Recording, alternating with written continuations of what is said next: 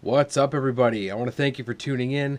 Today's video is going to be from closing day of Lake Charter Whitefish on Lake Simcoe.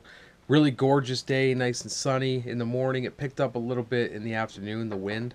When I got home, I noticed that my intro and a couple other clips, I don't know if there was a corruption with the audio, but they came back completely silent. Not all of the clips, but a couple I had to get a little creative with some music in there and refilm this intro. Stay tuned. It was a fun day. I caught probably my biggest lake trout of the season, so enjoy.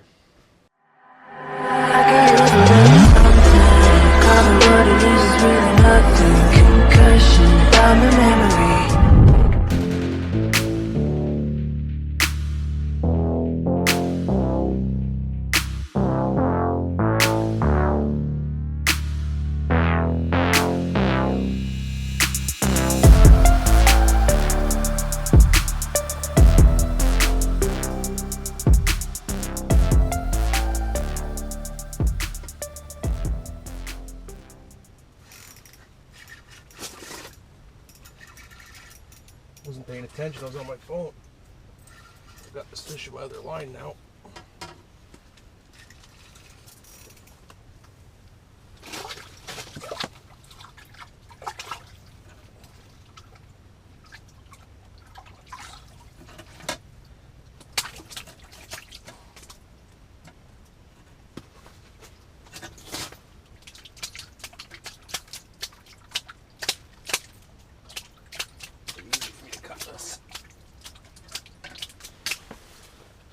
Retie that Meigs.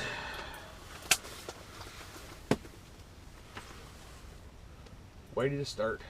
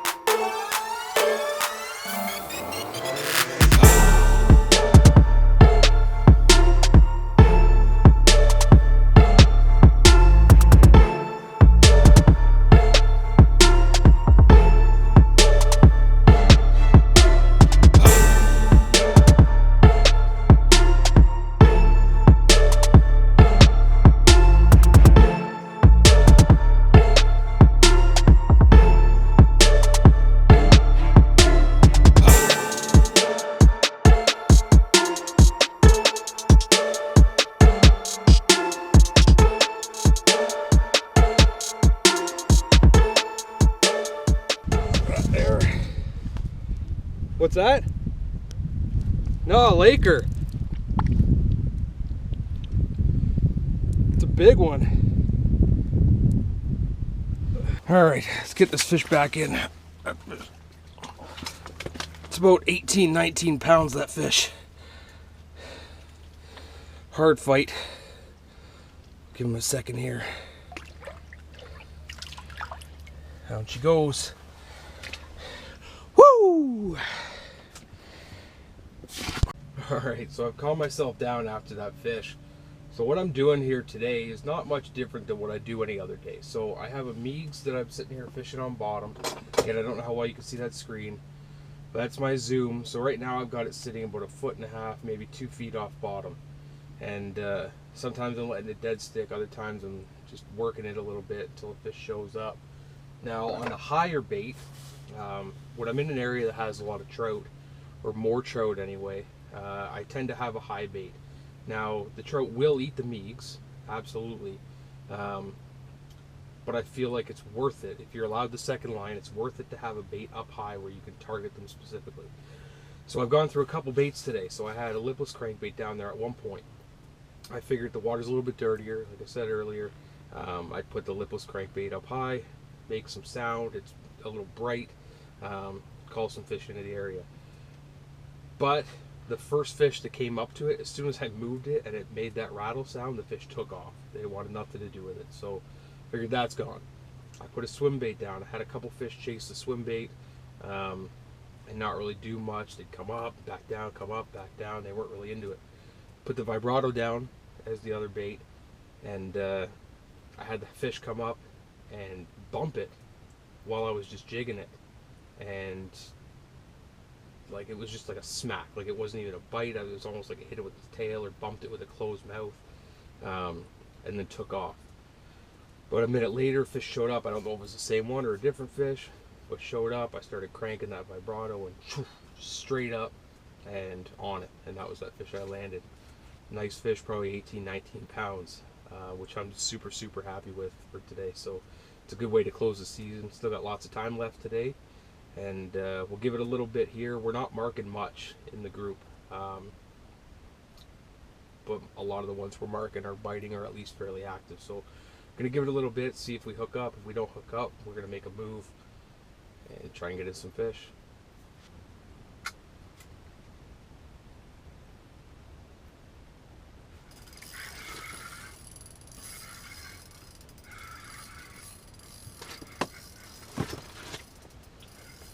The fish just showed up there.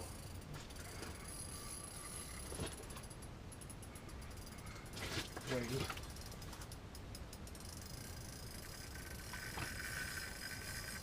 So I don't know if you noticed there, I wasn't expecting that.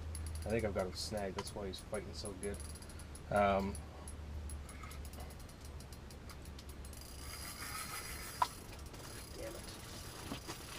Got him tangled in my other line now. It's not going to be fun. So what I did, hadn't marked one in a while, so I took the high line and started working it a little bit. The whole reason for doing that is just to call fish. If there's fish just hanging around the area, a bait that's not moving, they might not see or notice or care about. There we go, came off.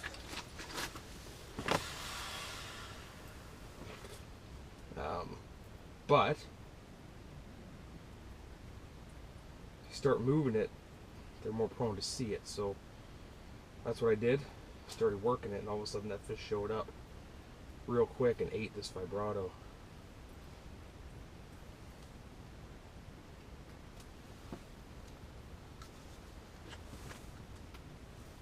But I got tangled in my other line, so let's hope the damage is not too great here. There we go, popped right off. Good to go. Get myself retied here, but that's the problem with these vibrato trebles. I broke one of the trebles off on that lake trout, put it back down, and then that fish just broke off the second one. So I'm going to change out that treble before I put it back down, but there's a fish.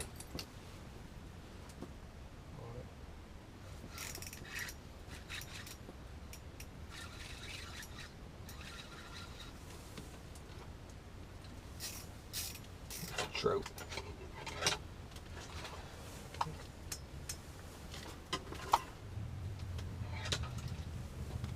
Definitely a trout.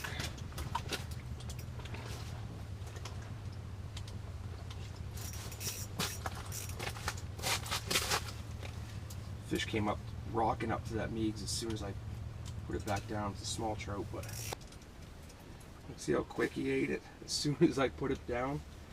Came up, dropped it down, shook it like twice on bottom, and he was on it. These fish are hot today.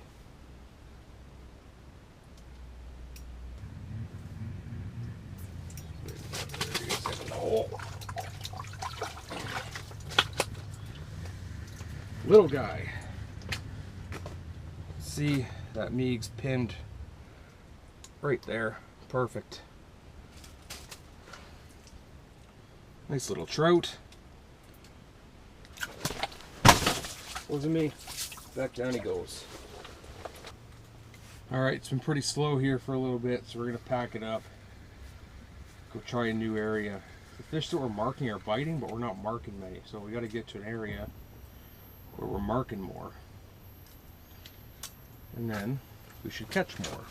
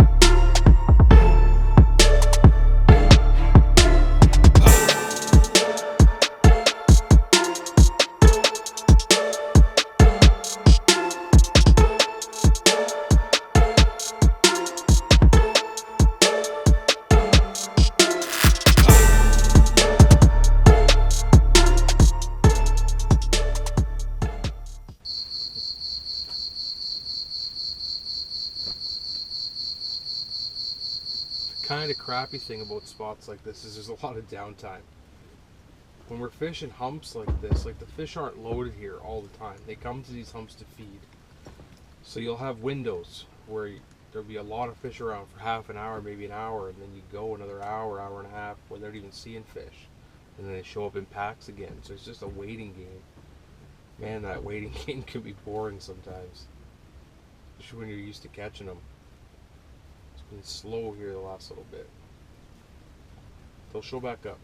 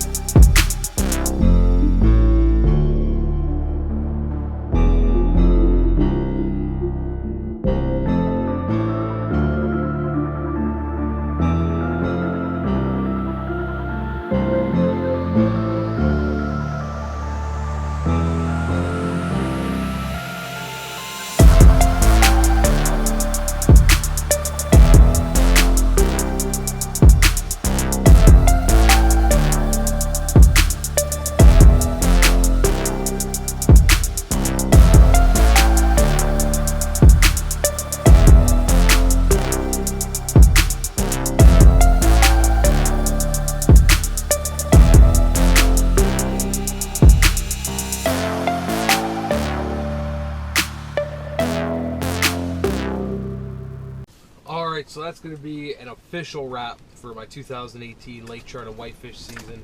I had a lot of fun this year. I learned some new stuff. Caught a ton of whitefish, not as many trout as I usually do, but I did spend a lot more time going for whitefish than normal. Ended today on a pretty good note. 10 fish landed. It's not a crazy number by any means, but it's double digits, so I can take it. And I got a big lake trout in the mix too, so I can't complain. I just want to thank a bunch of people for this season. All the people that got out fishing with me. There's Sebastian from Seabass Outdoors. Chris Bullock came up from Illinois to do some fishing up here. And Tom from Fatal Force Outfitters, who got me out quite a few times after I blew my sled up. He got me in off the lake and then back out on the ice a bunch more times after that. So thank you to everybody. Thank you for watching and following this season. Like I said in the last one, I've got some trips planned for some pike and perch before we lose this ice. There's still plenty of it. But that's it for lake trout and whitefish. So thank you for watching, and I'll see you next time.